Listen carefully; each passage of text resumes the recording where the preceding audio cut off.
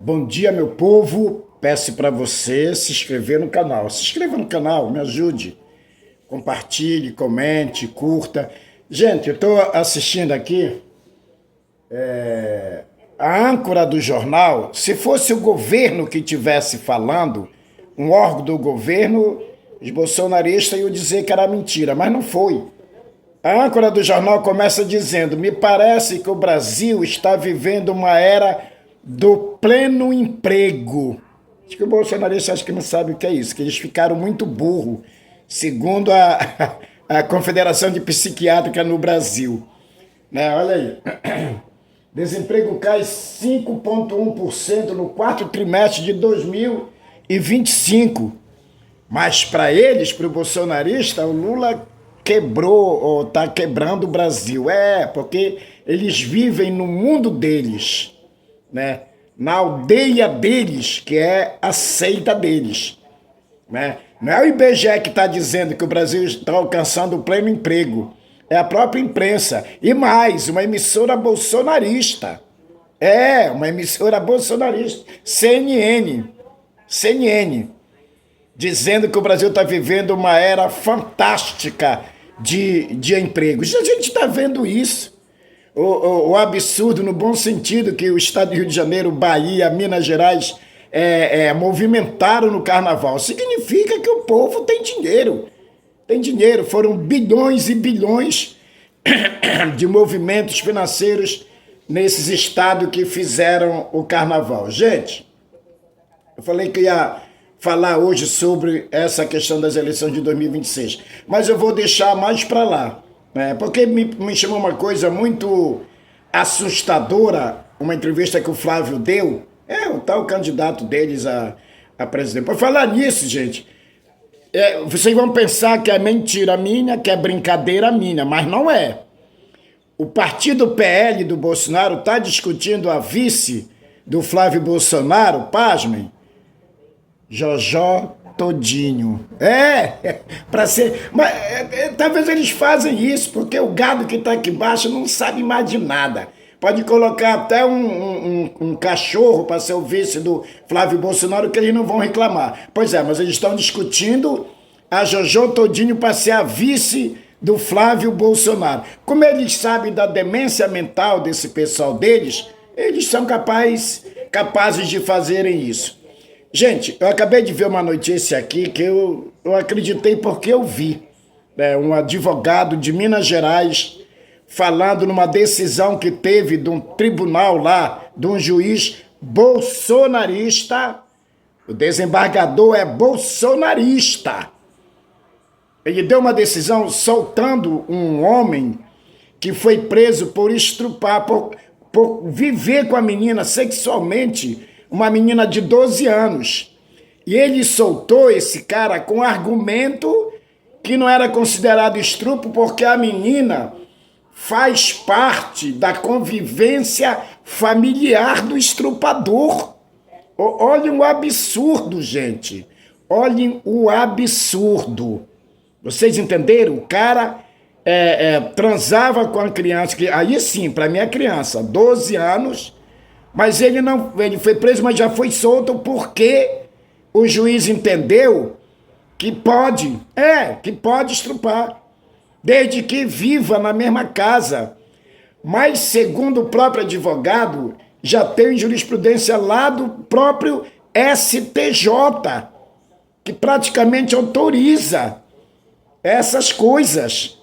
Uma pessoa de menor, que nem de maior pode ser estrupada, de 12 anos, como ela convive no lar, na família, o homem pode fazer sexo com ela à vontade, pode estrupar, pode fazer o que quiser nessa questão de relações a sexo. Volto a dizer, o juiz que deu a decisão é bolsonarista. Talvez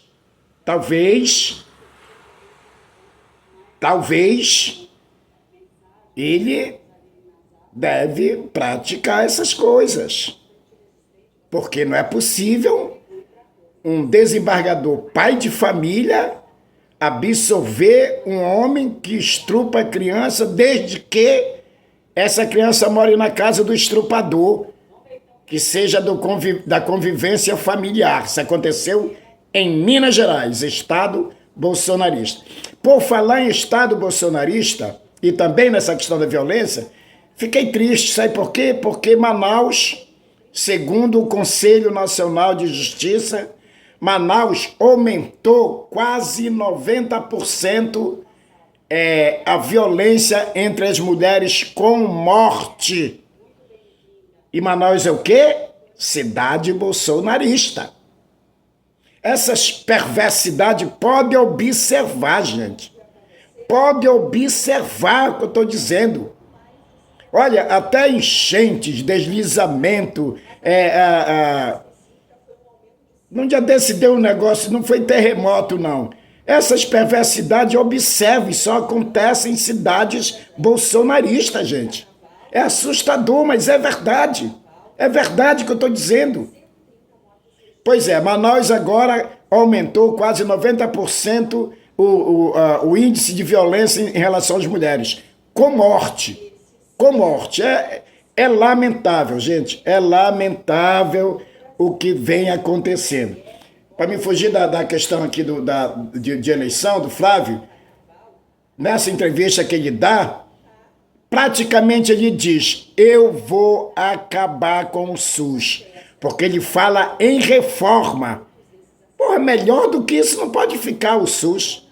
Pois é, quando ele fala essa palavra reforma, eu não tenho cabelo, mas quem tem fique com cabelo em pé. Porque o projeto do Bolsonaro no segundo mandato era privatizar a educação, a segurança e a saúde, que são 3 pilares para mim, depois da democracia, que sustentam uma sociedade. Então, o alerta está sendo dado. Nós que militamos na eleição do Collor, nós avisamos que era uma fraude, era tudo mentira. Esse negócio como é que era o slogan dele, cara? Caçador de Marajá. Fez um desastroso governo, nem conseguiu terminar e foi impeachmentado. Bolsonaro, a mesma coisa, nós avisamos, mas não viram. O pobre que faz a desgraça na questão de eleição é o que mais sofre depois. É o que mais sofre depois. Essa eleição, eu já falei aqui e repito, a democracia corre um risco que nunca correu. Nem na tentativa de golpe do Bolsonaro. Agora ela vai correr. E pobre dos trabalhadores, pobre de sindicato, é complicadíssimo, gente, complicadíssimo. O Lula foi página de todos os jornais de grande circulação no mundo esta semana com o discurso dele ontem, lá nessa reunião que teve sobre inteligência artificial. Foi o cara que bateu mais de frente com técnica, não falou besteira. Aí, gente, eu penso o seguinte, a Polícia Federal tem que ficar de olho nas grana que vai vir para apoiar os adversários do Lula, para o Lula não ganhar a eleição. Da onde vem essa grana? Das empresas que têm esse poder, que quer dominar o mundo por intermédio da inteligência artificial. E eles vão bancar, com certeza vão bancar a eleição no Brasil para o Lula não ganhar a eleição novamente. Porque o Lula não é aliado deles. E tem política aqui no Brasil, nós sabemos, políticos bolsonaristas, que defendem essas empresas fabricantes de fake news e destruição da mente.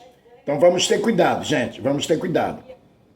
O Lula foi convidado, o Brasil não faz parte mais do grupo do 7, já fez nos governos anteriores do Lula, mas saiu, e o Bolsonaro saiu. E está sendo convidado mais uma vez. Isso aí é muito prestígio, gente, é muito prestígio. A reunião dos 7 são os 7 mais ricos, os países mais ricos do continente, do planeta.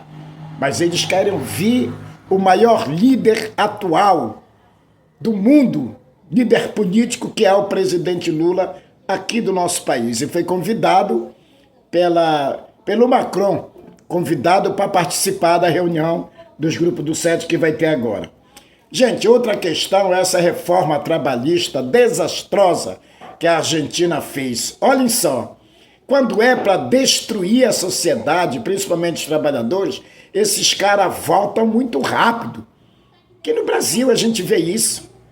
Eles fizeram a votação extraordinariamente, os políticos, os deputados e senadores lá da Argentina, para liquidar os direitos trabalhistas. Mas teve gente, que os sindicatos, como sempre, os sindicatos conseguiram manter, que era quando o trabalhador adoece. Isso aqui no Brasil é assim também, né? O INSS fica bancando enquanto o trabalhador está doente, pois no projeto do Milei, ele acabava com isso. Se o trabalhador adoecesse, ele ia ficar em casa e ia dar o jeito dele, sem salário. Ia dar o jeito dele. Os sindicatos conseguiram tirar isso do projeto do Milei. Mas ficou outros desastrosos, como por exemplo, as horas extras acabam na Argentina. Mas se a empresa precisar que o trabalhador fique mais 2 horas dentro da empresa, ele vai ficar de graça. De graça. Você ouviu? Se tornou lei. Foi votado. Foi votado. O trabalhador não tem mais pagamento de hora extra na Argentina. Ele vai trabalhar se a empresa precisar. Por exemplo, ele sai às 5 da tarde, mas a empresa precisa que eles fiquem até 8 da noite, até 9 da noite. Eles vão ser obrigados a ficar sem receber. Eu estou dando um alerta, eu estou falando isso porque tem um candidato, filho de um ex-presidente aqui no Brasil, que tem nojo de trabalhador. Tem nojo. Inclusive propôs para os empresários, em vez de salário, isso aqui no Brasil, em vez de salário, dar um prato de comida e moradia, sem salário. E esse mesmo candidato que é filho desse ex-presidente também, já disse centenas de vezes que o trabalhador no Brasil tem que escolher entre o emprego e os direitos.